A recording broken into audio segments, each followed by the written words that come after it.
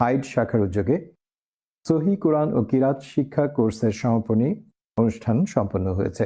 এ উপলক্ষে হাইড জামে মসজিদ ও ইসলামিক সেন্টারে অনুষ্ঠিত হয় পুরস্কার বিতরণী। বিস্তারিত greater Manchester bureau chief Mizanur Rahman মিজানের রিপোর্টে।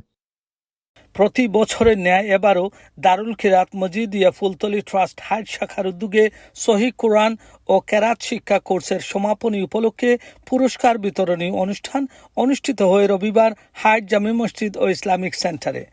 আঞ্জুমানে আল ইসলাহ হাইড শাখার সভাপতি ও হাইড জামে মসজিদের ইমাম মৌলানা আব্দুল হামিদের পরিচালনায় অনুষ্ঠানে প্রধান অতিথি হিসেবে উপস্থিত ছিলেন দারুল হাদিস লতিফিয়া নর্থ ওয়েস্ট শাখার principal Maulana Salman Ahmad Chowdhury Fultali. This itself is a great achievement for the people of Hyde that you are nurturing your youngsters to grow up with confidence, to speak, to recite in front of the audience. Subhanallah.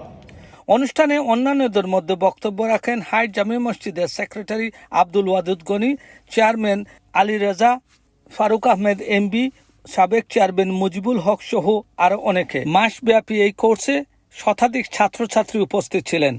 অনুষ্ঠানে প্রধান অতিথি ছাত্রছাত্রীদের হাতে পুরস্কার তুলে দেন। আঞ্জুমানে Al Islah hide শাখার সভাপতি ও hide জামে মসজিদের ইমাম এভাবে তার প্রতিক্রিয়া ব্যক্ত করেন।